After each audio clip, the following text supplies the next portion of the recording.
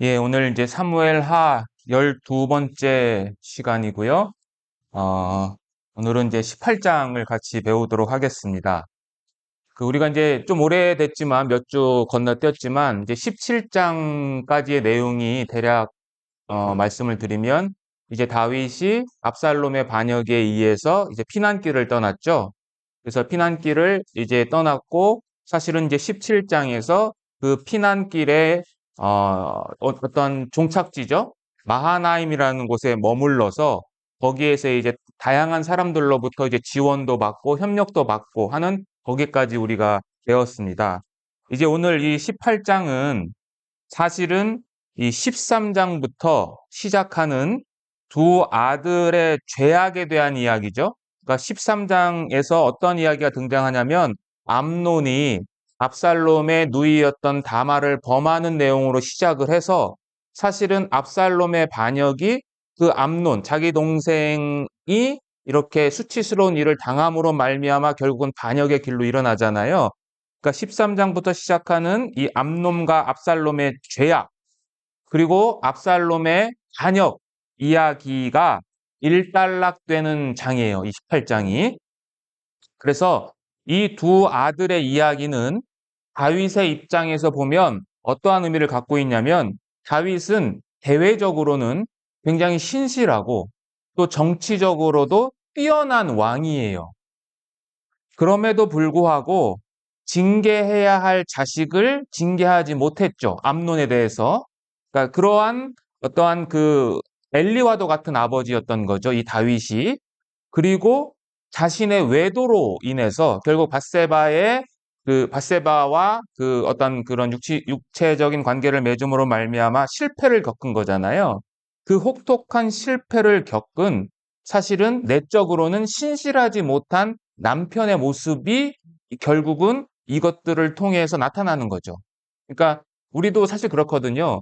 외적으로는 우리가 신실한 것 같고 하나님 앞에 정말 올바로 서 있는 사람 같지만 내적으로 볼 때는 나만이 아는 어떠한 문제거리가 있는 거예요. 그것이 하나님 앞에 올바르지 않은 것들이 대부분이라는 거죠.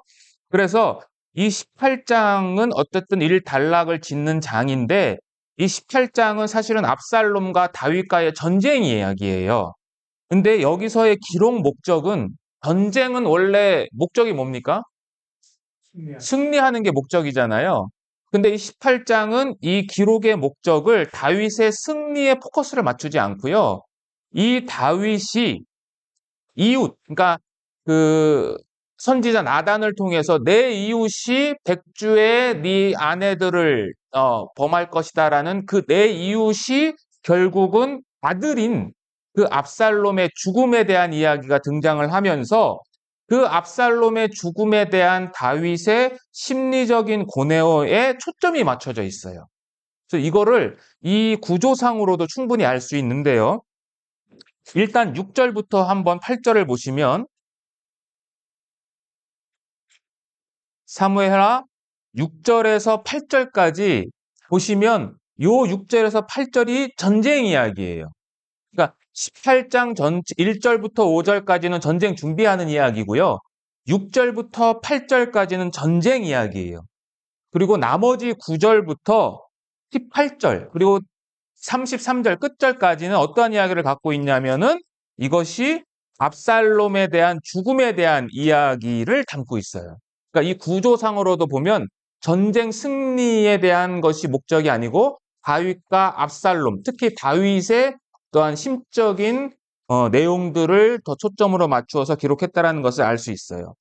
그래서 이 압살롬의 죽음에 관련된 구절들이 이 18장에서는 여러 군데에 등장을 합니다. 일단 5절 보겠습니다. 자, 5절 보시면 다윗이 이제 출전 준비를 하고 전쟁에 나가는 이제 군대 장관 3명 그리고 그 부하들에게 부탁을 하는데 5절에 뭐라 그러냐면 나를 위하여 젊은 압살롬을 너그러이 대우하라라고 이야기를 하죠. 그리고 그 같은 절 후반부에 보면 왕이 모든 군 지휘관에게 명령을 할 때에라고 되어 있는데 누구를 위하여라고 되어 있죠? 여기 압살롬을 위하여라는 이 단어가 들어 있어요. 자, 그 다음에 12절 보세요. 12절은 어떠한 내용이냐면 압살롬을 살해하지 않았다라는 이 부하의, 그러니까 요압의 부하였죠. 그 요압 부하의 증언이 나와요. 압살롬을 죽이지 않았다는 것이 포커스가 되어 있어요.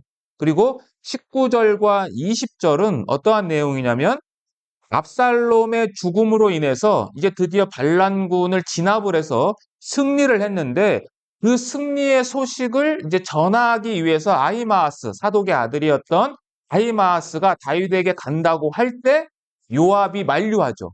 만류하는 이유가 바로 압살롬이 죽었기 때문인 거예요. 그리고 29절 또 32절에도 보면 이제 다윗에게 이 승전 소식을 전하는데 두 명, 아히마아스와 그다음에 무명의 구스인이 다윗에게 승리를 보고하는데 승리를 보고했을 때 다윗의 질문이 뭐냐면 젊은 압살롬은 잘 있느냐라고 하는 똑같은 질문을 하는 거죠. 그러니까 이러한 5절, 12절, 19절에서 20절, 29, 32절의 포커스를 보면 이 18장의 이야기는 초점이 뭐다? 압살롬의 죽음, 그리고 그에 대한 다윗의 반응이라는 것을 알 수가 있습니다. 자, 그래서 이제 하나씩 이제 본문을 보시면서 말씀을 또 보겠습니다. 자, 첫 번째는 1절부터 5절까지인데요. 이제 출전 준비를 합니다. 자, 1절 제가 읽겠습니다. 이에 다윗이 그 함께한 백성을 계수하고 천부장과 백부장을 그 위에 세우고 그 백성을 내어 보낼세 3분의 1은 요압의 수하에 3분의 1은 스루야의 아들 요압의 동생 아비새의 수하에 붙이고 3분의 1은 가드 사람 이때의 수하에 붙이고 백성에게 이르되 나도 반드시 너희와 함께 나가리라. 그러니까 군대 장관이 이제 3명이 나오는 거죠. 첫 번째 요압이죠. 다윗의 조카였고 이 당시 국방장관 또는 합참의장격에 대한 아주 뛰어난 장수였죠. 그리고 요압의 동생이었던 아비새, 그리고 마지막으로 가드 사람 이때가 등장을 하죠. 여러분들 이때 기억나시나요? 이때라는 장군? 다윗이 이제 15장에서 압살롬의 반역으로 인해서 예루살렘 궁을 떠나요. 급히 떠나는데 10명의 이제 후첩들을 남겨놓고 떠나지 않습니까? 그 떠날 때 이 예루살렘 궁으로부터 멀리 떨어진 그 지역이 있어요. 벤메르학이라는 곳에 이제 가요. 이게 이제 고유 명사는 아닌데 예루살렘으로부터 멀리 떨어진 지역이라는 뜻이죠. 그때에 바로 이 이때가 600명의 군사와 함께 합류를 하죠. 그럴 때 다윗이 마치 룻기에 나오는 말처럼 돌아가라고 했지만 이 가드 사람, 블레셋 사람이죠. 가드 사람이 어떻게 하겠다고? 나는 당신과 함께 가겠다. 그래서 충성을 맹세를 하잖아요. 그때 합류한 사람인 거죠. 이 이때가. 그 이때가 바로 이제 이 마지막 압살롬과의 전쟁에서 한 편의 부대를 맡는 이제 대장으로서의 역할을 하는 거예요. 그리고 나서 이제 그 15장 이제 기억나실지 모르겠지만 이제 그 벤메르악을 거쳐서 드디어 기드론 시내를 건너서 이제 넘어가는 장면이 나오는 거죠. 이 3명을 통해서 군대를 편성하고요. 그때 다윗이 전쟁을 참여하겠다고 합니다. 자, 다윗은 뭐라고 그러냐면 왕이 백성에게 이르되 나도 반드시 너희와 함께 나가겠다. 나도 반드시의 강조점이 있어요. 그러면 다윗은 왜 이 전쟁에 참가하려고 했고, 그 다음에 그 전쟁을 참가하려고 하는 다윗에게 백성들은 3절에서 백성들이 이르되 왕은 나가지 마소서라고 만류를 했어요. 그럼 왜 다윗은 참전하려 했고 부하들은 그것을 만류했을까요? 다윗의 삶을 되돌아보면 알 수 있습니다. 자, 다윗이 밧세바를 범하게 된 원인 중에 하나가 뭐였습니까? 마땅히 전쟁터에 나갔어야 되는데 중동의 이제 시에스타죠. 낮잠 자는 시간. 낮잠을 자고 해가 질 적에 일어나서 밧세바를 범하게 되잖아요. 그러므로 말미암아 이제 다윗은 전쟁에 참가하려고 하는 의지를 표명했을 수도 있어요. 그죠? 그런데 본문에서는 이 본문은 그것보다는 왜 자기가 참가를 원했냐라면 그 상대편의 전쟁의 대장이 누구냐? 바로 자기의 아들 압살롬이었기 때문인 거예요. 그래서 그 이유가 뭐냐면 5절에 그렇게 되어 있기 때문입니다. 5절 보세요. 자, 5절 한번 읽어봐 주세요. 요압과 다윗과 그의 노녀와 그 위하여 그를 압살롬을 기르니라. 왕이 압살롬을 위하여 모든 군대에게 백성들이 다 예, 이 발언을 통해서 알 수 있는 거예요. 내가 원래는 참전을 해서 압살롬을 보호하고 싶었던 거죠. 그런데 부하들이 만류를 하니까 이제 그것을 승낙을 하고 대신 압살롬에 대해서 부탁을 하는 거예요. 자, 그럼 백성들은 왜 만류를 했을까? 여러 가지 이유가 있겠죠? 그런데 그 만류한 이유가 전부 다 다윗과 연관이 되어 있어요. 어떤 거냐면 첫 번째는 이 다윗이 표적이 되는 거예요. 자, 3절 보겠습니다. 3절 다시. 자, 뭐라 그러냐면 부하들이 백성들이 가로되 왕은 나가지 마소서 우리가 도망할지라도 저희는 우리에게 주의하지 아니할 터이요. 우리가 절반이나 죽을지라도 우리에게 주의하지 아니할 터이라 라고 하죠. 왕은 우리 만명보다 중하시오니 왕은 성에 계시다가 우리를 도우는 것이 좋다라고 하는 거예요. 부하들이 만류한 첫 번째 이유. 이 전쟁의 타겟이 누구냐? 우리가 아니라 다윗, 바로 당신입니다라고 이야기를 하는 거예요. 근데 이 구절을 통해서 무엇을 알 수 있냐면 17장에 가면 아히도벨의 아히도벨이 압살롬에게 계략을 줘요. 다윗을 이게 이기겠다는 그 계략을 보시면 17장 2절에 한번 1절 2절 볼게요. 17장 아히도벨이 또 압살롬에게 이르되 이제 나로 하여금 사람 1만 2천을 택하게 하소서 오늘 밤에 내가 일어나서 다윗의 뒤를 따라 저가 고나고 약할 때에 엄습하여 저를 무섭게 한즉 저와 함께 있는 모든 백성이 도망하리라. 그 다음에 읽어봐 주세요.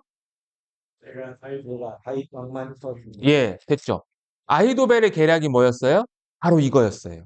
다윗 왕만 쳐 죽이겠다. 그리고 아히도벨은 압살롬 보고 참전하라고 그랬습니까? 하지 말라고 그랬습니까? 하지 말라고 그랬습니다. 내가 가서 다윗 왕만 죽이면 나머지는 다 우리 편으로 될 것이니까 참전하지 말라고 그랬죠. 근데 압살롬이 이 아히도벨의 계략을 받아들이지 않았잖아요. 결국 이 아히도벨의 계략이 이 말씀을 통해서 18장에 있는 말씀을 통해서 얼만큼 뛰어난 계략이었다라는 것을 다시 한번 우리에게 알려주는 거죠. 자, 두 번째 이유는 뭐냐면 이미 이 당시 다윗은 나이가 많아요. 나이가 많으면 기동성이 떨어지겠죠? 기동성이 떨어지면 어떠한 문제가 생기냐? 오히려 보호를 받아야 할 대상으로 되는 거예요. 이 다윗 자체가. 그리고 세 번째는 이 전쟁의 성격이에요. 이 전쟁의 성격은 반란군을 진압하는 것이지만 그 반란군의 수장이 아들이었던 압살롬이었기 때문에 다윗이 만약에 나아가서 그 반란군을 점령할 때 압살롬을 처형해야 되잖아요. 그러니까 아버지의 입장에서 아들을 처형해야 하는 그런 아주 심각한 상황, 곤란한 상황이 등장을 하니까 백성들은 참관하지 말라고 만류한 거죠. 그러니까 모든 것들이 다윗과 전부 다 연관이 되어 있는 거예요. 자, 압살롬을 보호하는 다윗인데요. 자, 여기 보시면 5절에 보시면 제가 다시 한번 보겠습니다. 왕이 요압과 아비새와 이때에게 명령하여 이르되 나를 위하여 젊은 압살롬을 너그러이 대우하라 하니 왕이 압살롬을 위하여 모든 군 지휘관에게 명령할 때에 백성들이 다 들었다.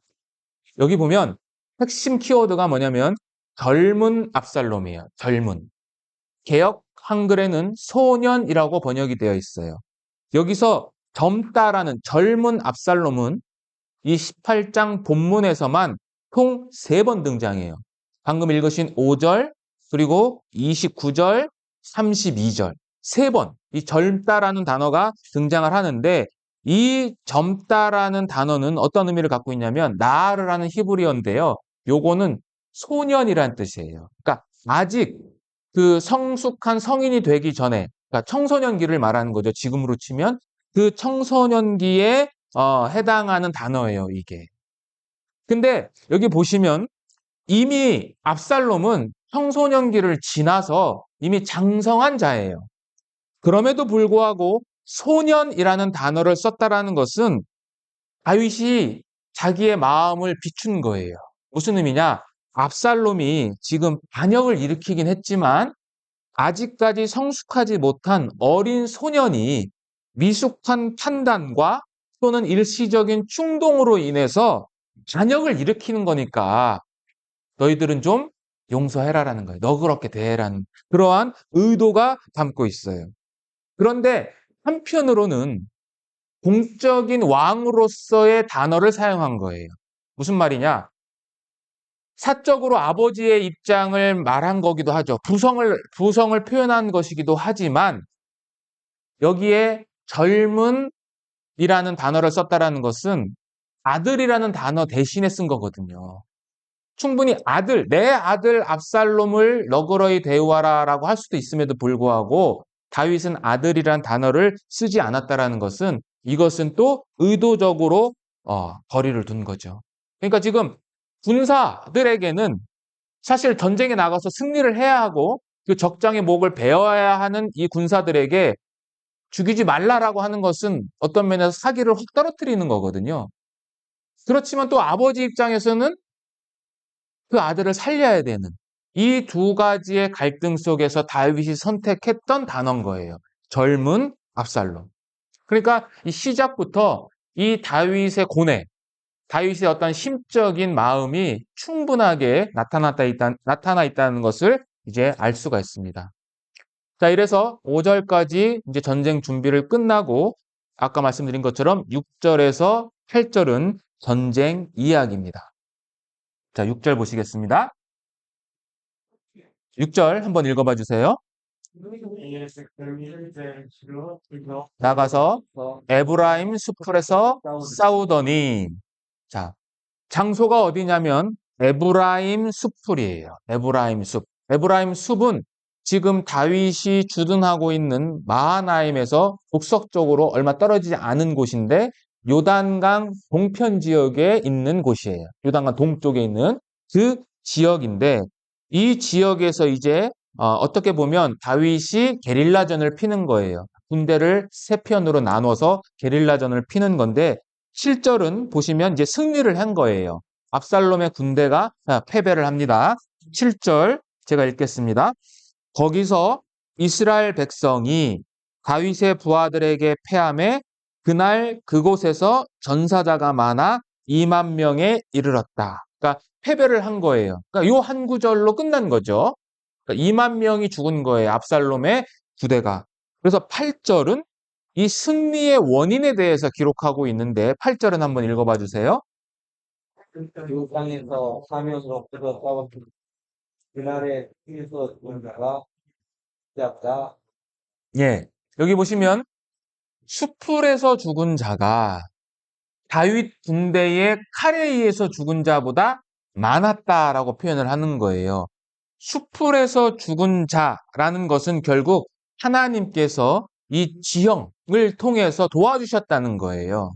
그러니까 그래서 제가 하나님의 도우심이라고 이렇게 기록을 해놨는데 숲풀에서 죽은 자라는 뜻이 결국 뭐냐면 이 구약 성경을 보면 하나님께서 함께 하시는 전쟁의 특징 중에 여러 가지가 있는데 그 중에 하나가 뭐냐면 이 전쟁에서 군사적인 무기의 우세 때문에 전쟁에서 승리하는 것이 아니라 이스라엘 백성들이 하나님이 개입하시고 그 하나님이 특히 자연의 힘 또는 초자연적인 힘을 들어서 이스라엘 백성들에게 승리케 하는 장면들이 많이 기록되어 있어요.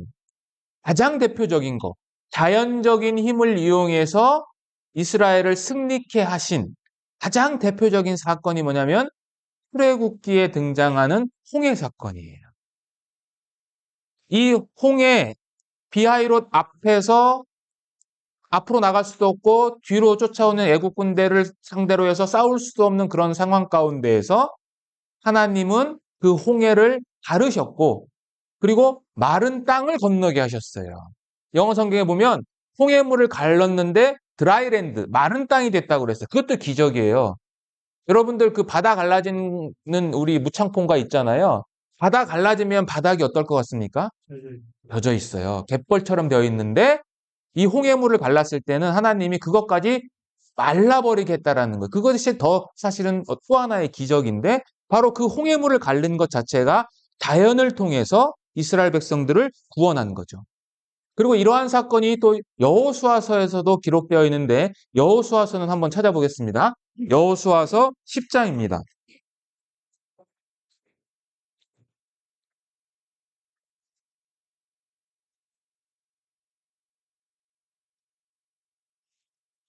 여호수아 10장 11절.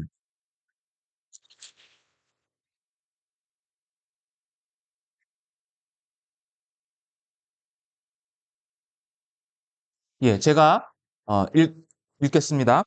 여호와께서 하늘에서 큰 우박덩이를 아세가에 이르기까지 내리심에 그들이 죽었으니 그 다음에 읽어봐 주세요. 이스라엘 자손의 칼에 죽은 자보다 우박에 죽은 자가 더 많았더라. 사무엘하 18장에 있는 구절하고 비슷하죠. 그날에 이스라엘 자손의 칼에 죽은 자보다 우박으로 인해서 죽은 자가 더 많았다. 그래서 이러한 구약 성경의 어떤 역사적인 사건을 통해서 볼 때 이 사무엘하 18장에 있는 다윗의 승리는 하나님께서 도우셨기 때문에 승리를 했다라는 것을 알 수 있어요. 그리고 하나님이 도우셨다라는 것은 결국 이 승리는 하나님의 뜻이었다. 하나님의 목적이었다라는 것으로 귀결이 되는 겁니다. 사무엘하 17장 보시겠습니다.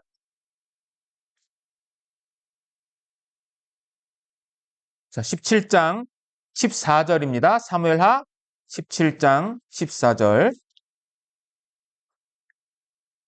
제가 읽겠습니다. 압살롬과 온 이스라엘 사람들이 이르되 아렉 사람 후세의 계략은 아히도벨의 계략보다 낫다 하니 그 다음에 읽어봐 주세요. 이는 여호와께서 압살롬에게 화를 내리셔 하사 아히도벨의 좋은 계략을 물리치라고 명령하셨습니다. 이미 사무엘하 17장에서 이 아히도벨의 계략을 이 압살롬이 수용하지 않은 것은 왜? 하나님께서 압살롬에게 그러니까 저주죠. 저주를 내리려 했기 때문에 이미 작정하셨기 때문에 그런 것처럼 결국 이 전쟁에서도 다윗이 승리할 수 있었던 것은 하나님의 뜻이었다. 그리고 그 하나님의 뜻으로 인한 하나님의 도우심, 결국 여호와의 개입하심이 이 다윗이 승리할 수 있었던 원인이었다는 거죠. 그래서 승리가 됐어요. 그런데 이 다윗이 승리를 했긴 했지만 사실은 다윗 입장에서는 이제 압살롬이 죽었기 때문에 슬픈 승리자예요. 이기긴 했지만 슬픈 거죠. 자, 그리고 나서 이제 9절부터 시작해서는 이제 압살롬의 죽음에 대한 이야기들을 쭉 기록하고 있는데 9절 다시 가겠습니다. 9절, 10절. 자, 9절, 10절 제가 읽겠습니다. 어떻게 죽었느냐? 압살롬의 죽음에 대한 묘사입니다. 9절, 10절. 압살롬이 다윗의 부하들과 마주치니라. 압살롬이 노새를 탔는데 그 노새가 큰 상수리 나무 번성한 가지 아래로 지날 때에 압살롬의 머리가 그 상수리 나무에 걸림에 그가 공중과 그 땅 사이에 달리고 그가 탔던 노새는 그 아래로 빠져나간지라. 한 사람이 보고 요압에게 알려 이르되 내가 보니 압살롬이 상수리 나무에 달렸더이다 하니. 이게 압살롬에 대한 죽음에 대한 묘사예요. 여기 보면 압살롬이 노새를 타고 갑니다. 그런데 그 머리가 상수리 나무 가지에 걸려요. 그러니까 머리가 나무에 걸리고 그리고 노새는 빠져나간 거예요. 그래서 그것을 저는 나무에 달린 압살롬이라고 표현을 했는데 나무에 지금 달려 있는 거예요. 근데 여기서 이 머리가 지금 가지에 걸려 있는데 실제적으로 이게 압살롬은 사무엘하 14장에 보면 이 풍성한 머리가 자신의 자랑거리였어요.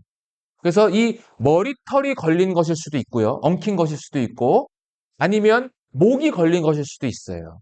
정확하게 어떤 것인지는 알 수는 없지만 대부분의 이 학자들은 이 풍성한 머리털로 인해서 이 상수리 나무 가지에 걸렸다라고 표현을 그렇게 이해를 합니다.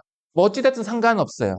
어쨌든 이 모습을 한번 생각해 보세요. 지금 대롱대롱 매달려 있어요. 자기가 타고 갔던 노새는 빠져나갔어요. 노새가 뭔지 아시나요, 혹시? 암컷 말하고 수컷 나귀하고 이종 교배를 시켜서 나오는 게 노새예요. 노새는 번식력이 없어요. 그런데 이스라엘 율법에 의하면 이종 교배는 불법이에요. 그리고 그 씨앗들도 두 종자를 한 밭에 뿌릴 수가 없어요. 그래서 이 노새는 대부분이 해외에서 이 당시에 수입했어요. 그래서 솔로몬 때도 노새를 수입을 합니다. 근데 이 노새는 특히 누가 타고 다니는 거였냐? 이 당시에 왕족들이 타고 다니는 거예요. 지금으로 얘기하면 최고급 고급 승용차예요. 뭐 람보르기니 같은 그런 차예요. 이 노새가. 자, 그래서 그걸 어떻게 할 수 있냐면 사무엘 하 13장에 보면 압살롬의 반역에 의해서 왕자들이 잔치에서 도망가거든요. 도망갈 때 뭐 타고 가냐고 되어 있냐면 노새를 타고 도망갔다고 되어 있어요. 그리고 솔로몬도 이제 왕으로 등극할 때 노새를 타고 등극을 해요. 그러니까 이 노새는 왕들이 타는 건데 성경에서는 이 노새를 별로 좋은 동물로 묘사를 안 합니다. 시편을 한번 볼게요. 시편 32편입니다.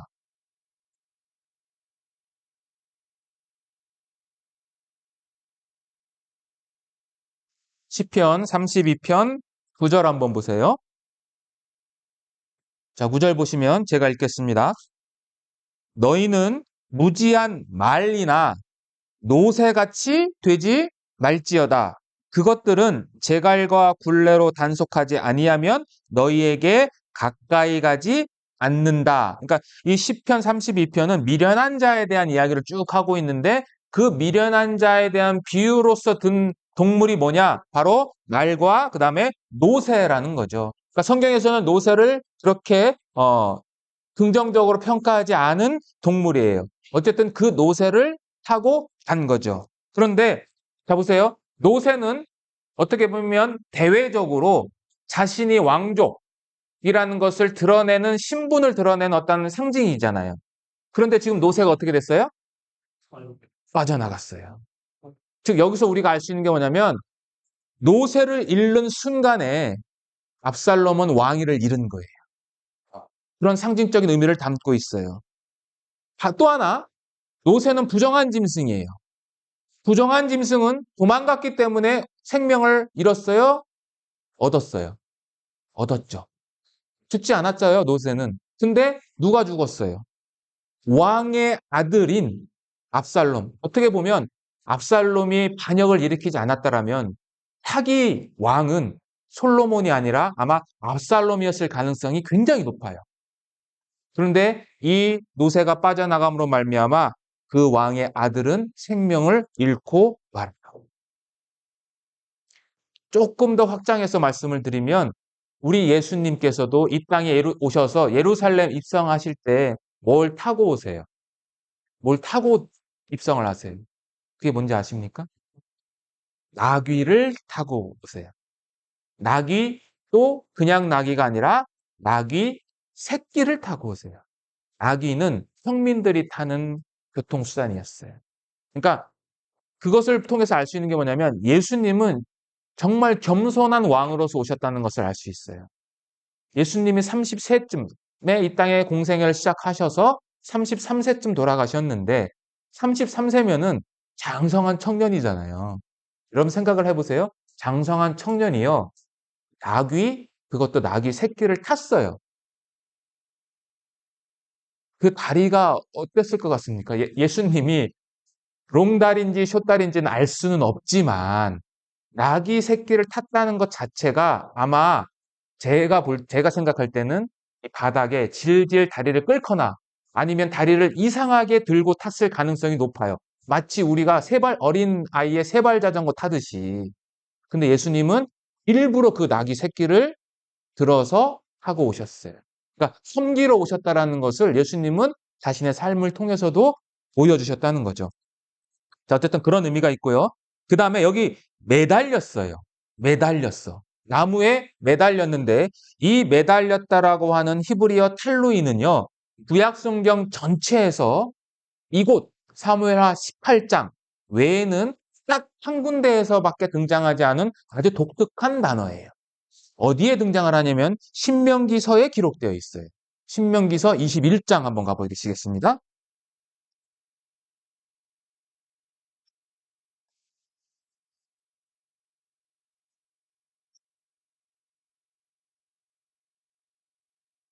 네, 신명기 21장 22절, 23절입니다.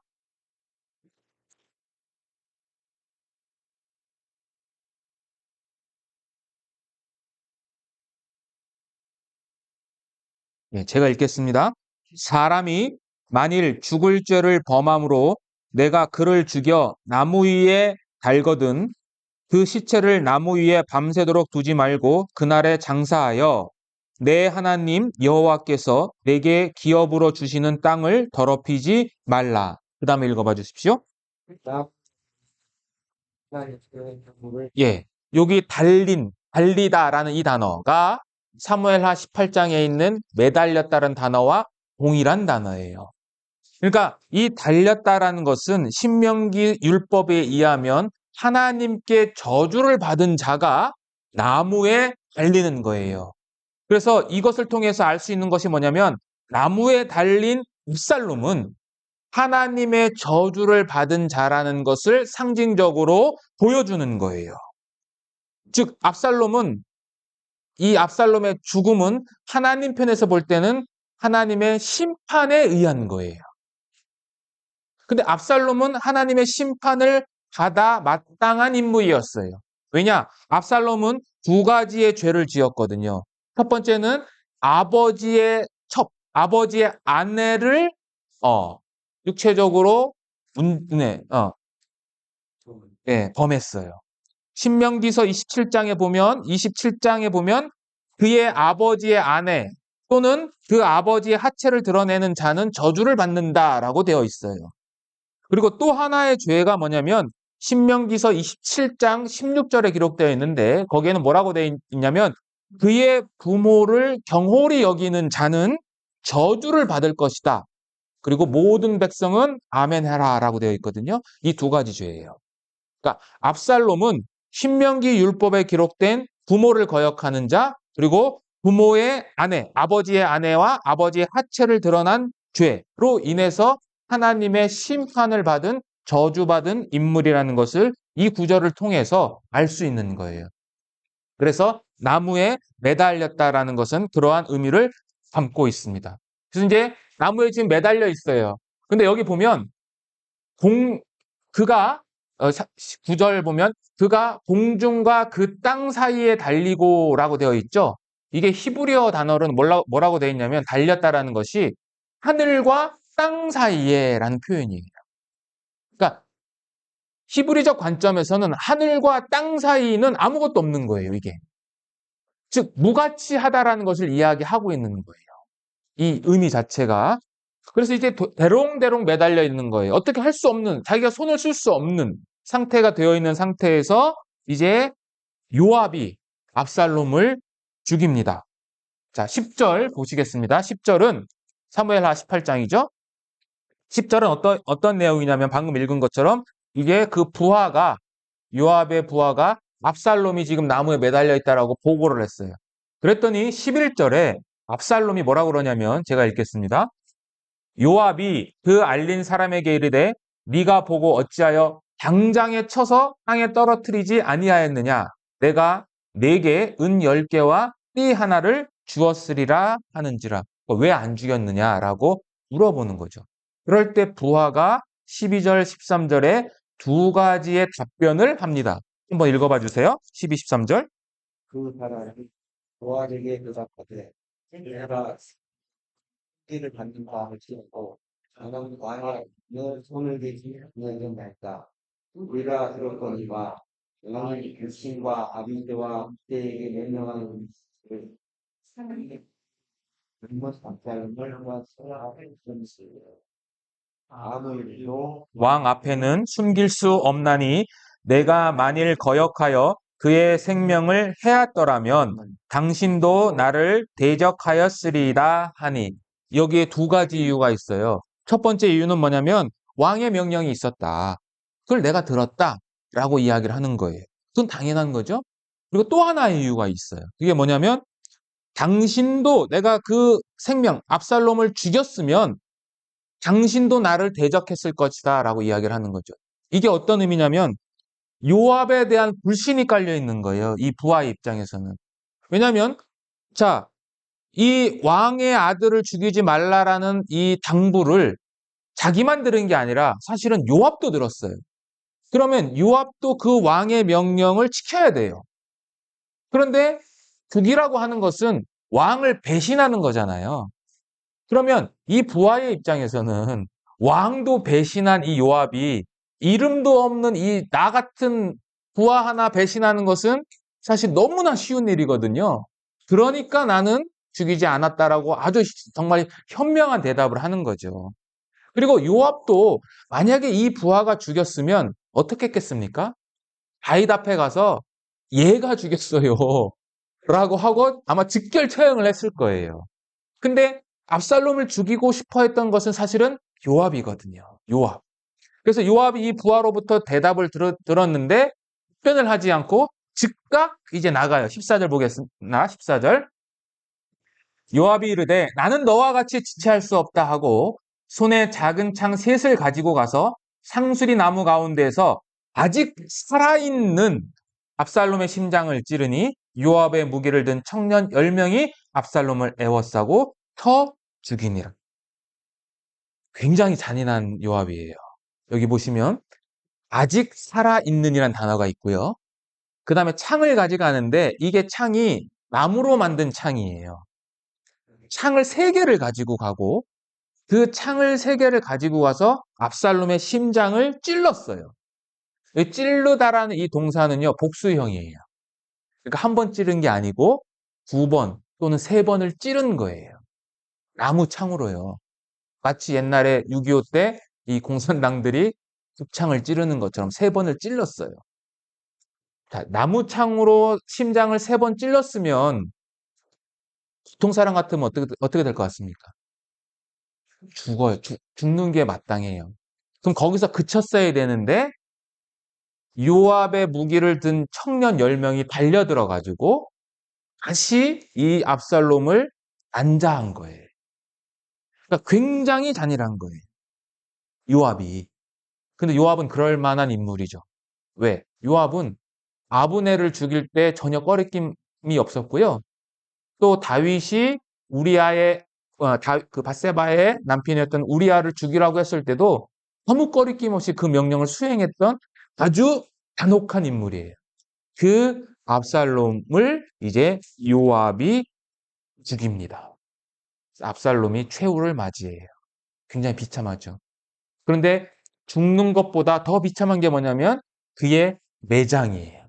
자, 17절 보겠습니다.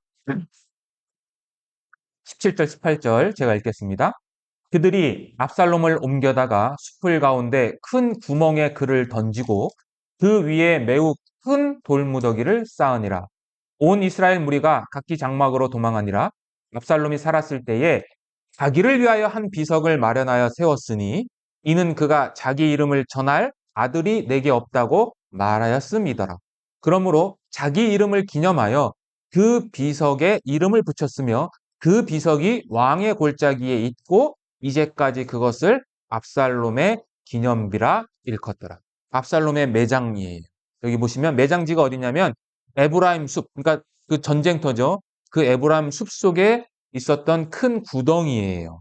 근데 큰 구덩이에 그를 던졌고 던진 다음에 큰 돌 무더기를 쌓았어요. 돌 무덤이죠. 돌 무더기를 쌓는 행위는요. 죽은 자를 기리는 행위가 아니고요. 이거는 죽은 자를 모독하고 이 죽은 자가 하나님께 저주받은 자라는 것을 나타내는 장례법이에요. 대표적인 게 어딨냐면 여호수아서 7장에 기록되어 있어요. 여호수아 7장 한번 보시겠습니다.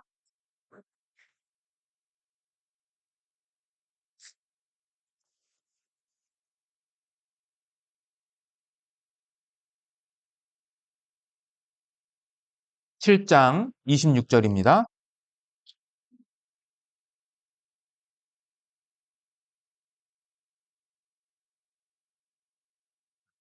26절은 제가 읽겠습니다.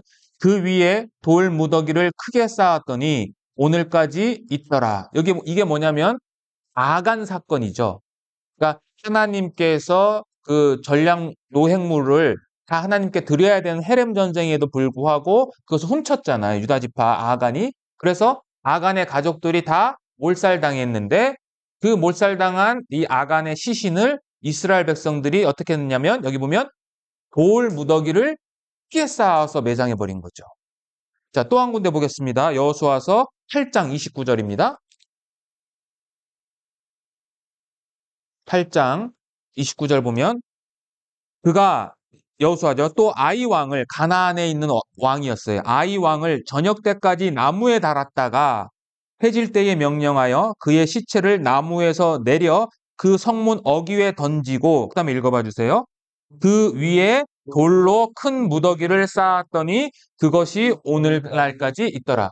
그러니까 가나안 왕 아이 왕의 처형 방법이죠. 여기 두 가지가 다 되어 있죠. 좀 전에 배웠던 나무에 달아놨어요. 나무에 달아놨다는 게 뭐죠? 하나님께 저주받은 자. 그리고 그를 이제 시신을 내려서 돌 무더기를 쌓아서 매장을 해버렸어요. 그러니까 두 번 하나님께 저주받았다라는 것을 나타내는 표현인 거죠. 즉 아간은 여호와의 말씀을 불순종해서 이스라엘에게 문제를 일으킨 자였고 그리고 가나안 왕 아이는 여호와 백성 그 자체에게 대적이었던 자의 매장 방법이 돌 무더기를 쌓아서 했던 것처럼 압살롬의 무덤 역시 이러한 형식으로 진행됐다라는 것은 이 여호와의 백성들 편에서 볼 때 압살롬은 하나님께 저주받았다라는 것을 쉽게 보여주는 거죠. 이 돌 무덤이기 자체가.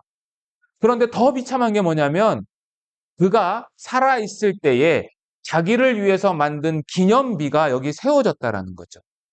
자, 그 기념비가 내 이름을 내기 위해서 만들었어요. 마치 사울의 기념비처럼.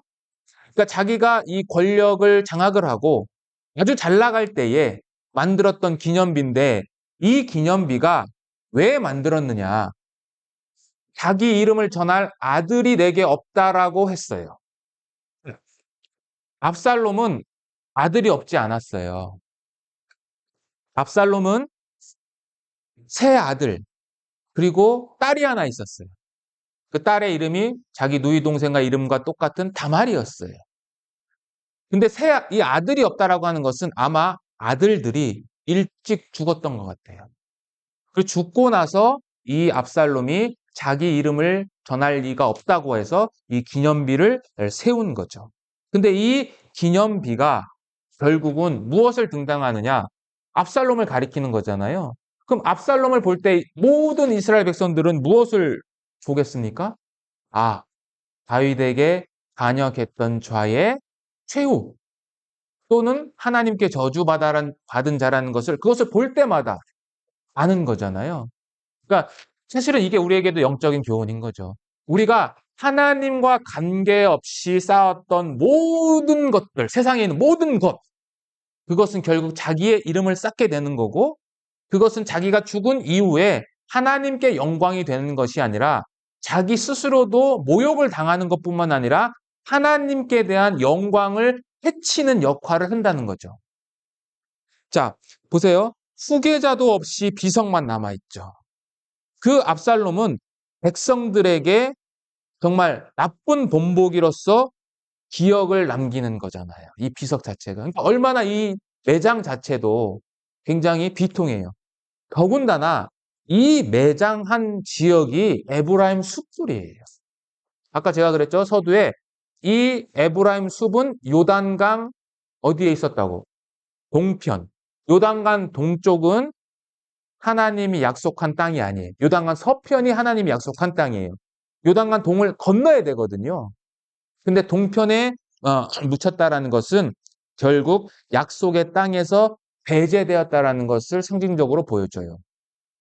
원래 이스라엘 백성들은 특히 이스라엘 왕들은 열왕기 상하에 보면 자기 묘실에 묻혔다라는 표현으로 이 매장의 방법을 끝을 내요. 그럼 다윗은 자신의 묘가 있었을까요? 없었을까요? 다윗 왕가가 있었습니다. 사무엘하 보겠게요. 사무엘하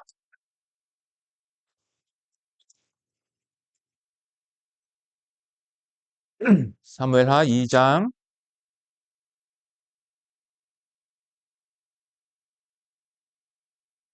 32절 보겠습니다.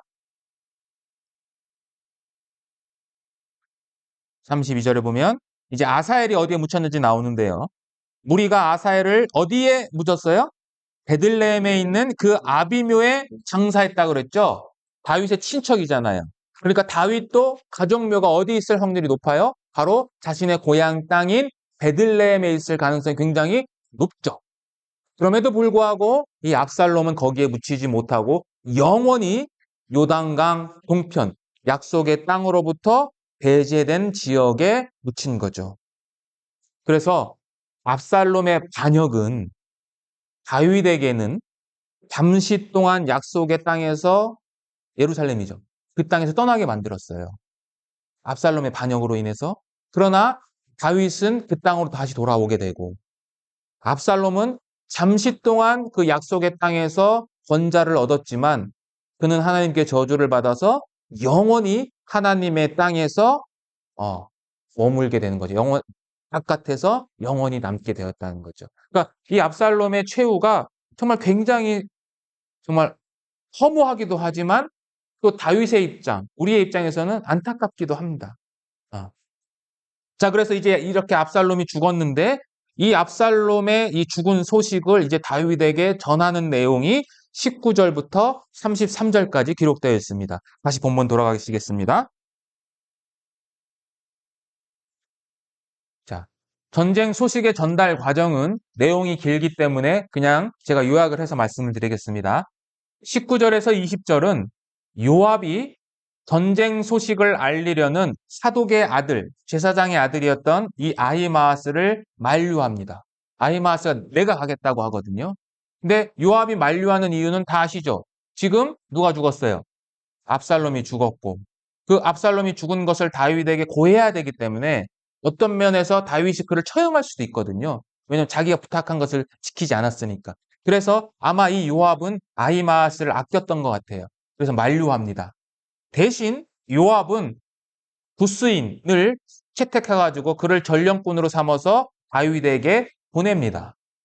근데 이 아히마아스가 또 한 번 요압에게 요청을 해요. 내가 다윗에게 가서 이 전쟁 소식을 전하겠다. 그래서 마지못해 이제 허락을 합니다.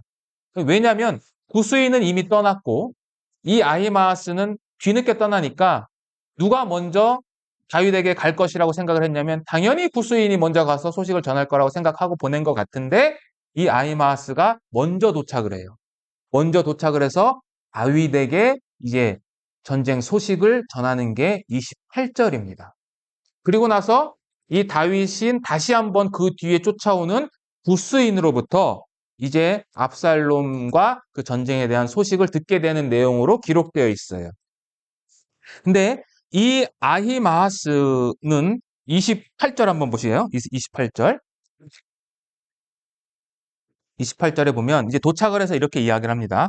아히마아스가 외쳐 왕께 말씀하되 평강하옵소서 하고 왕의 앞에서 얼굴을 땅에 대고 절하여 가로되 왕의 하나님 여호와를 찬양하리로소이다. 그 손을 들어 내 주 왕을 대적하는 자들을 붙여주셨나이다. 왕이 가로되 소년 압살롬은 잘 있느냐? 그 다음 읽어봐 주세요. 스가 대답하되 요압이 왕의 종 나를 보낼 때에 크게 소동하는 것을 보았사오나 무슨 일인지 알지 못하였나이다 라고 했어요. 그러니까 전쟁 소식을 딱 전했는데 다윗은 압살롬에 대한 안부를 물어본 거예요. 그랬더니 아히마아스가 나는 잘 모르겠는데요. 어쨌든 큰 소리가 났다라고 이야기를 하는 거죠. 자, 이러한 어떤 전쟁의 소식에 대해서 이제 다윗의 반응을 조금 더 우리는 깊게 보려고 합니다. 자, 전쟁 소식에 대한 다윗의 반응인데요. 자, 지금 보면 28절에 보면 내 주 왕을 대적하는 자들을 넘겨주셨습니다 라고 한 거예요. 즉 전쟁에 승리했습니다 라고 이 아히마아스는 이야기를 한 거죠. 그런데 다윗의 답변이 뭐냐면 29절에 보면 왕이 이르되 젊은 압살롬은 어떻게 했냐? 잘 있느냐? 압살롬의 안부를 또 물어본 거예요. 자, 그래서 방금 읽었던 그렇게 이야기를 쭉 한 거죠. 아히마아스가 내가 잘 모르겠습니다 라고 했어요. 그랬더니 다윗이 30절에 뭐라 그러면 30절 한번 읽어봐 주세요. 왕을 이르되 물러나 거기 서 있더라. 네. 그러고 나서 예. 그 압살롬에 대한 이야기를 했는데 다윗이 원하는 답변이 안 오니까 다윗은 이 아히마아스 보고 넌 좀 옆에 있어. 라고 하고 이제 두 번째 전령꾼이었던 구스인에게 물어보는 겁니다. 구스인. 자, 31절에 이렇게 답변을 합니다. 구수 사람이 이르러 고하되 내 주 왕께 고할 소식이 있나이다. 여호와께서 오늘날 왕을 대적하던 모든 원수를 갚으셨나이다. 전쟁에 대한 승리를 이야기하는 거죠. 그랬던 32절 한번 읽어봐 주세요.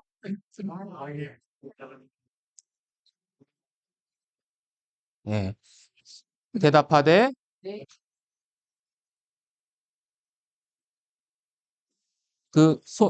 같이 되기를 원하나이다. 자, 똑같이 물어보는 거죠. 자, 구스인도 오늘 하나님께서 당신의 원수, 대적들을 다 갚으셨다. 원수를 갚았다라고 했는데 또 물어보는 거죠. 오케이. 젊은 압살롬 잘 있느냐? 라고 이야기를 하는 거죠. 그러니까 지금 다윗은 이 승리의 소식보다 압살롬의 소식이 더 궁금한 거죠. 네. 자, 그래서 이 33절에 보면 33절 보겠습니다. 33절 한번 읽어봐 주세요. 왕의 마음이 힘이 아파 좀 위층으로 올라가서 보니라. 그가 올라갈 때 말하기를 내 아들 압살롬아 내 아들 압살롬아 차라리 내가 너를 대신하여 죽었다면 압살롬한테 예. 자, 왕의 마음이 심히 아팠다라고 했어요. 근데 사실은 그 앞절에 28절에 보면 이 히브리어로 보면 아히마아스가 다윗의 평강을 외치거든요. 그러니까 히브리어 단어로 샬롬이라고 하는 거예요. 샬롬이라고 하니까 다윗도 뭐라고 했냐면 샬롬이라고 받은 거예요. 그러니까 젊은 압살롬이 잘 있느냐라는 것 자체가 잘 있다라는 것이 압살롬이 샬롬하냐 이렇게 물어본 거예요. 그러니까 다윗은 계속해서 압살롬에 대한 이 안부가 문의가 되는 거죠. 그래서 33절에 보면 자, 왕의 마음이 심히 아파서 문 위층으로 올라갔다라고 되어 있는데 심히 아팠다라는 것은 격렬히 떨었다라는 거예요. 이게 격렬히 떨었는데 다윗이 위층으로 올라갔잖아요. 그러니까 위층으로 올라간 것은 뭐냐면 이 공중이란 단어와 같은 단어예요. 그러니까 아까 공중에 매달렸잖아요. 하늘과 땅 사이에 압살롬이 매달렸잖아요.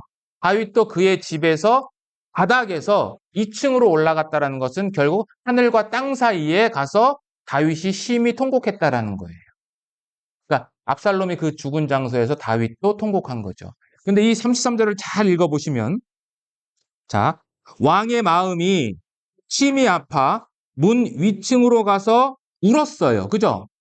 근데 문 위층에 올라가서 울은 것뿐만 아니라 그 다음에 보면 그가 뭐라고 했냐면 어떨 때에 올라갈 때에 올라가면서 말하기를 내 아들 압살롬아 내 아들 압살롬아 차라리 내가 너를 대신하여 죽었다면 압살롬 내 아들아 하였더라. 그러니까 올라가면서 내 아들을 몇 번 외치냐면 5번을 외칩니다. 5번. 그리고 압살롬이라는 단어를 3번 외치죠. 그러니까 이제는 소년, 젊은 압살롬이 아니에요. 이제는 아버지의 입장에서 내 아들 압살롬이 된 거예요. 자, 지금까지 다윗은 사실은 여러 자기와 아주 가까운 사람들이 죽는 모습을 지켜봤어요. 예를 들면 다윗은 사울의 죽음을 애통해했어요. 그리고 사울과 함께 죽었던 자신의 가장 사랑했던 친구죠. 요나단의 죽음을 보고 애통해했어요. 그리고 자신의 범죄로 인해서 이름도 지어주지 못한 그 갓난아기의 죽음을 또 보았어요.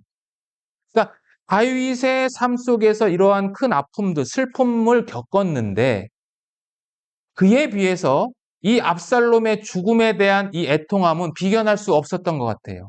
왜냐하면 이 내 아들을 5번 외쳤다는 것, 압살롬이라는 이름 3번을 외쳤다는 것 자체가 굉장히 슬픈 거예요. 다윗의 입장에서는. 굉장히 정말 우리가 사실 상상할 수 없는 그러한 아픔이었던 거죠. 그래서 결국은 이 아픔의 외침이 왜 나온 겁니까? 자기 때문이잖아요. 그죠? 자기가 밧세바를 아예 남편을 범하지 않았더라면, 또 암논을 징계했더라면 이러한 징계가 내게 있지 않았을 거고, 결국 압살롬은 나를 대신해서 나의 후계자 또는 어쨌든 나의 아들로서 같이 살 수 있었는데도 불구하고 자신의 죄 때문에 생긴 이 아픔을 이 다윗은 외친 거죠. 그래서 이 다윗이 여기서도 보면 내가 너를 대신해서 죽었다면, 내가 너를 대신해서, 그러니까 그 공중 매달린 그 장소에서 다윗은 비통함을 내친 거예요. 자, 이러한 다윗의 마음을 통해서 우리가 알 수 있는 게 있어요. 그게 뭐냐면 하나님의 마음이에요. 하나님의 마음. 무슨 말씀이냐? 자, 하나님께서도 영적 아들들의 불순종, 그러니까 우리예요. 성도들이 끝까지 불순종하잖아요. 반역도 하고. 그럼에도 불구하고 원수로 여기지 않으시고 자녀로 여기시는 거예요. 우리를 향해서. 그런데 그냥 원수로 여기시는 게 아니라 하나님 편에서는 무엇을 기대하느냐? 언젠가는 너희들이 돌아오기를 바라는 마음. 마치 상자를 기다리는 아버지의 마음처럼 돌아오기를 기다리면서 하나님께서 끝까지 참고 인내하시고 계시는 거죠. 또한 여기서 우리는 더 나아가서 알 수 있는 게 뭐냐면 이 다윗의 심정이 십자가에 달리시는 예수 그리스도를 향한 마음을 10분의 1이라는 표현도 그렇지만 정말 조금 이해할 수 있을 것 같아요. 자, 예수님께서 십자가에 돌아가셨어요. 자, 죄 없는 자가 정죄를 당하고 또 허물 없는 자가 박해를 당하고 또 은혜를 베푸는 자가 잔인하게 죽음을 당하는 케이스예요. 예수님의 케이스는. 그런데 예수님의 말씀에 의하면 이러한 자가 사실은 역사 가운데에서 구약 성경 속에서 예수님만 있었던 건 아니에요. 무슨 말이냐? 죄 없는 자가 죽임을 당했던 것은 구약 역사 속에서 여러 군데 있어요. 그래서 예수님이 뭐라고 그랬냐? 의인 아벨의 피부터 스가랴가 성전에서 죽은 것처럼 너희들이 나를 그렇게 대적한다라고 이야기를 했거든요. 그러니까 인간 역사 가운데에서도 그러한 거가 있는데 사실 예수님이 죽었다라는 것은 그러한 인간들하고는 다른 거거든요. 왜? 예수님은 평범한 인물이 아니시잖아요. 그는 하나님이셨고 하나님의 본체셨기 때문에 그분이 우리의 죄를 짊어지고 십자가에 돌아가실 때 그것을 바라보는 아버지의 심정은 이 다윗의 심정보다도 정말 억만 배의 그러한 심정이 이 아버지에게 있었다라는 거죠. 자, 예수님이 십자가에 돌아가실 때 십자가 위에서 했던 여러 가지 말들 중에 가상칠언이라고 하는데 그 중에 하나가 뭐냐면 마태복음 27장에 있는 말씀인데 한번 찾아보겠습니다.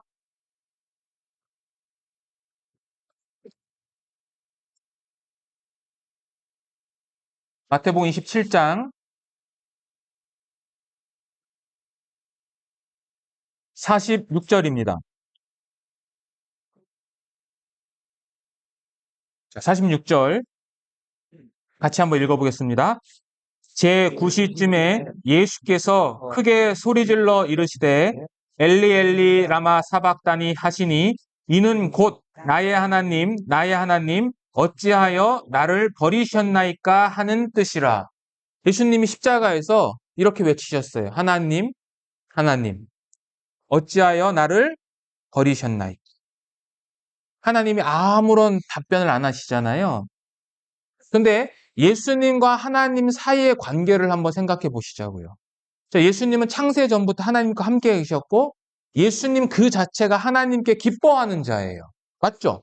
잠언 보시겠습니다. 잠언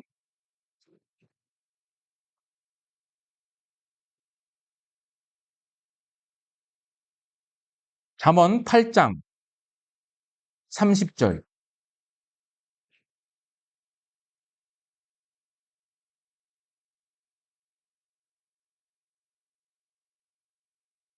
자, 이건 이제 예수님에 대한 비유의 말씀인데요. 창조자로서의 예수님에 대한 이야기예요. 잠언 8장 30절. 자, 제가 읽어보겠습니다. 내가 그 곁에 있어서 창조자가 되어 날마다 그의 뭐가 됐어요? 기뻐하신 바가 되었으며 항상 그 앞에서 즐거워하였다. 예수님을 상징하는 거거든요. 예수님이 창조자로서 이미 창세 전에 그와 하나님과 함께 날마다 그의 기뻐하시는 자였어요. 예수님이요. 창세 전에. 그런데 그 예수님이 육신을 입고 이 땅에 오셨어요. 이 땅에 오셨을 때도 하나님은 그를 기뻐하셨어요. 그래서 우리가 지난주 교제 시간에 예수님이 자라가는 모습에 대해서 제가 누가복음에 기록된 말씀을 읽어드렸죠. 기억나시나요?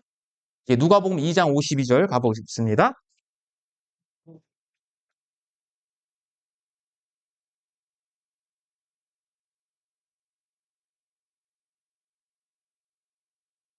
자, 예수님 태어나시고 성육신하시고 이제 어린아이를 거칠 때에 2장 52절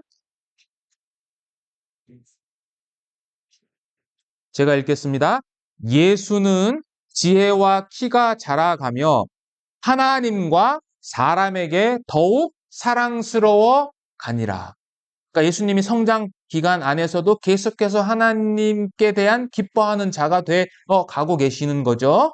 그 다음에 이제 예수님께서 공생애 시작하실 때 마태복음 3장 17절 가보겠습니다.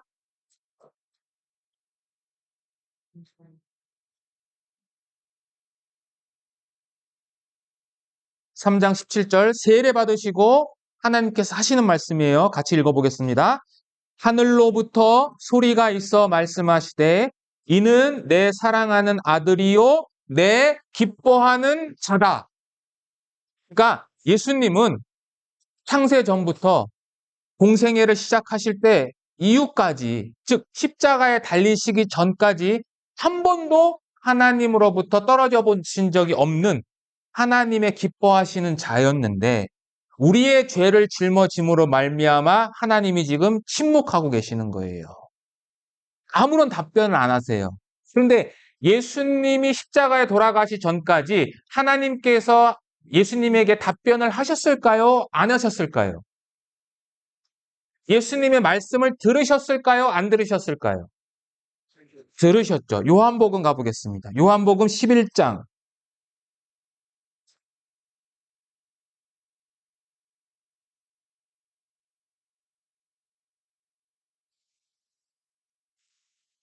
요한복음 11장 42절.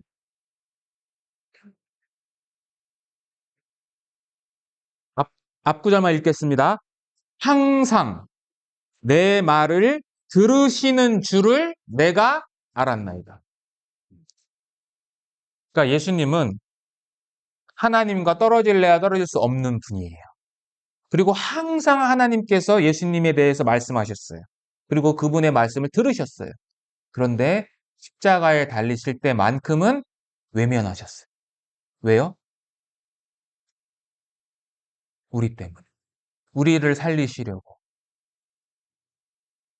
다윗은 그나마 내 아들 5번 외치고 압살롬 3번 외쳤잖아요.